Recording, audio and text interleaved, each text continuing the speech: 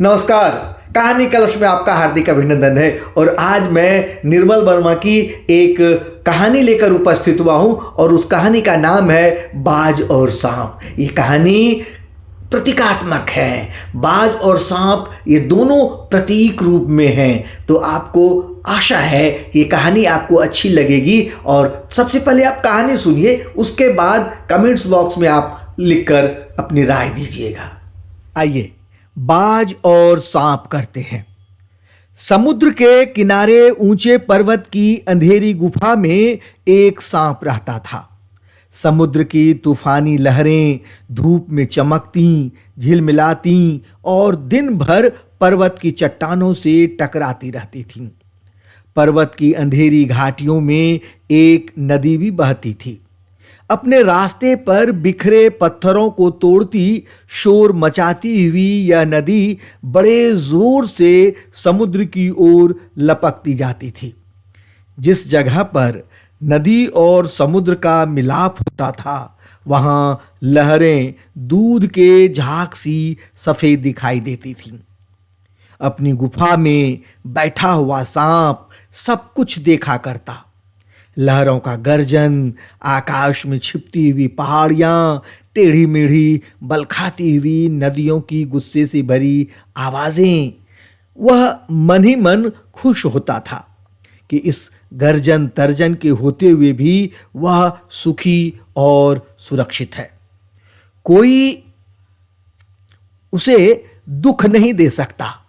सबसे अलग, सबसे दूर वह अपनी गुफा का स्वामी है। न किसी से लेना, न किसी से देना। दुनिया की भाग दौड़, छीना झपटी से वह दूर है। सांप के लिए यही सबसे बड़ा सुख था। एक दिन एकाएक आकाश में उड़ता हुआ, खून से लथपथ एक बाज सांप की उस गुफा में आ गिरा। उसकी छाती पर कितने ही जख्मों के निशान थे।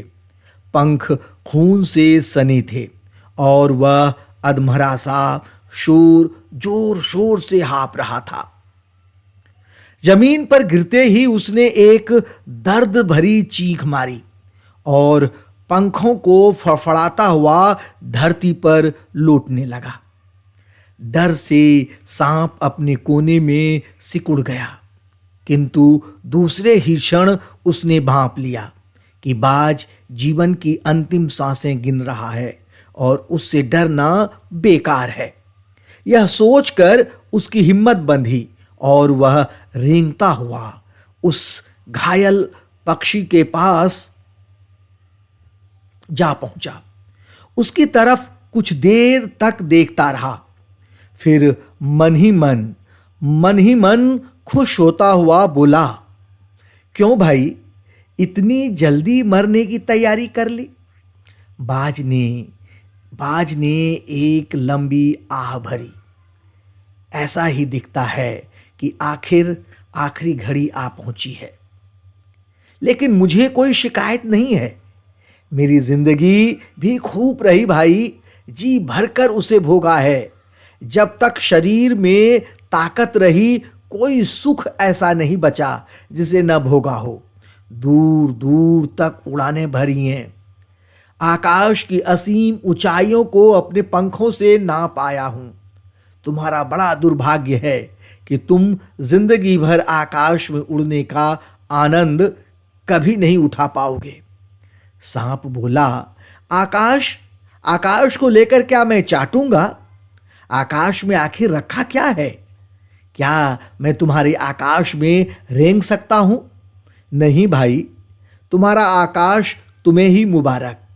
मेरे लिए तो यह गुफा भली, इतनी आरामदेह और सुरक्षित जगह और कहां में होगी। सांप मन ही मन बाज की मूर्खता पर हंस रहा था। वह सोचने लगा कि आखिर उड़ने और रेंगने के बीच कौन सा भारी अंतर है। अंत में तो सबके भाग्य में मरना ही लिखा है। शरीर मिट्टी का है, मिट्टी में ही मिल जाएगा। ये तो हम जानते ही हैं। शरीर पंचतत्व से बना है और मिट्टी उसमें प्रबल तत्व है। एक न एक दिन मिट्टी में मिल जाना है। बाज अचानक बाज ने अपना झुका हुआ सिर ऊपर उठाया और उसकी दृष्टि सांप की गुफा के चारों ओर घूमने लगी। चट्टानों में पड़ी दरारों से पानी गुफा में टपक रहा था। सीलन और अंधेरे में डूबी गुफा में एक भयानक दुर्गंध फैली हुई थी, मानो कोई चीज वर्षों से पड़ी पड़ी सड़ गई हो। बाज के मुंह से एक बड़ी जोर की करुण चीख फूट पड़ी। आह, काश मैं सिर्फ एक बार आकाश में उड़ पाता। बाज की ऐसी करुण चीख सुनकर सांप कुछ सिटपिटा सा गया। एक क्षण के लिए उसके मन में उस आकाश के प्रति इच्छा पैदा हो गई। उसके वियोग में बाज इतना व्याकुल होकर छटपटा रहा था। उसने बाज से कहा, यदि तुम्हें स्वतंत्रता इतनी प्यारी है तो इस चट्टान के किनारे से ऊपर क्यों नहीं उड़ जाने की कोशिश करते? हो सकता है कि तुम्हारे पैरों में अभी इतनी ताकत बाकी हो कि तुम आकाश में उड़ सको। कोशिश करने में क्या हर्ज है? बाज में एक नई आशा जग उठी। वह दूने उत्साह से अपने घायल शरीर को घसीटता हुआ चट्टान के किनारे तक खींच लाया। खुले आकाश को देखकर उसकी आंखें चमक उठीं। उसने एक गहरी लंबी सांस ली और अपने पंख फैलाकर हवा में कूद पड़ा। किंतु उसके टूटे पंखों में इतनी शक्ति नहीं थी कि उसके शरीर का बोझ संभाल सके। पत्थर सा उसका शरीर लुढ़कता हुआ नदी में जा गिरा। एक लहर ने उठकर उसके पंखों पर जमे खून को धो दिया। उसके थके मांदे शरीर को सफेद फेन से ढक दिया। फिर अपनी गोद में समेटकर उसे अपने साथ सागर की ओर ले चली। लहरें चट्टानों पर सिर धुनने लगी, मानो बाज की मृत्यु पर आंसू बहा रही हों। धीरे धीरे समुद्र के असीम विस्तार में बाज आंखों से ओझल हो गया। चट्टान की खोखल में बैठा हुआ सांप बड़ी देर तक बाज की मृत्यु और आकाश के लिए उसके प्रेम के विषय में सोचता रहा। आकाश की असीम शून्यता में क्या ऐसा आकर्षण छिपा है जिसके लिए बाज ने अपने प्राण गंवा दिए? वह खुद तो मर गया, लेकिन मेरे दिल का चैन अपने साथ ले गया। न जाने आकाश में क्या खजाना रखा है। एक बार तो मैं भी वहां जाकर उसके रहस्य का पता लगाऊंगा, चाहे कुछ देर के लिए ही हो। कम से कम उस आकाश का स्वाद तो चख लूंगा। यह कहकर सांप ने अपने शरीर को सिकोड़ा और आगे रेंग कर अपने को आकाश की शून्यता में छोड़ दिया। धूप में क्षण भर के लिए सांप का शरीर बिजली की लकीर सा चमक गया, किंतु जिसने जीवन भर रेंगना सीखा था वह भला क्या उड़ पाता। नीचे छोटी छोटी चट्टानों पर धप से सांप गिरा। ईश्वर की कृपा से बेचारा बच गया, नहीं तो मरने में क्या कसर बाकी रही थी। सांप हंसते हुए कहने लगा, सो उड़ने का यही आनंद है। भर पाया मैं तो। पक्षी भी कितने मूर्ख हैं, धरती के सुख से अनजान रहकर आकाश की ऊंचाइयों को नापना चाहते थे, किंतु अब मैंने जान लिया कि आकाश में कुछ नहीं रखा, केवल ढेर सी रोशनी के सिवा वहां कुछ भी नहीं। शरीर को संभालने के लिए कोई स्थान नहीं, कोई सहारा नहीं। फिर वे पक्षी किस बूते पर इतनी डींगे हाँकते हैं? किस लिए धरती के प्राणियों को इतना छोटा समझते हैं? अब मैं कभी धोखा नहीं खाऊंगा। मैंने आकाश देख लिया और खूब देख लिया। बाज तो बड़ी बड़ी बातें बनाता था, आकाश के गुण गाते थकता नहीं था। उसी की बातों में आकर मैं आकाश में कूदा था। ईश्वर भला करे, मरते मरते बच गया।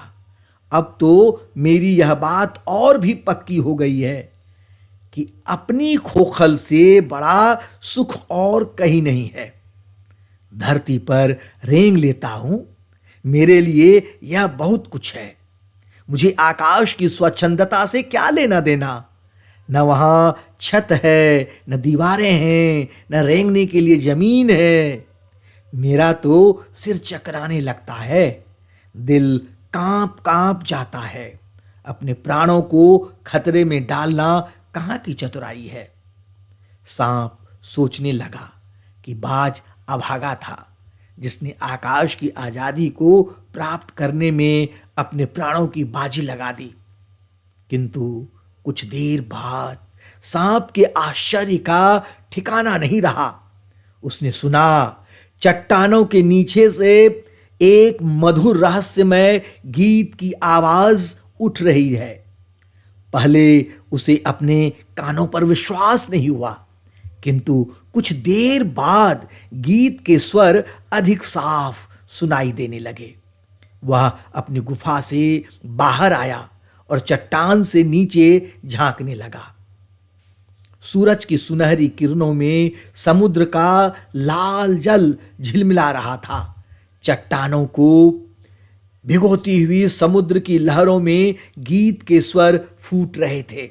लहरों का यह गीत दूर दूर तक गूंज रहा था। सांप ने सुना, लहरें मधुर स्वर में गा रही हैं।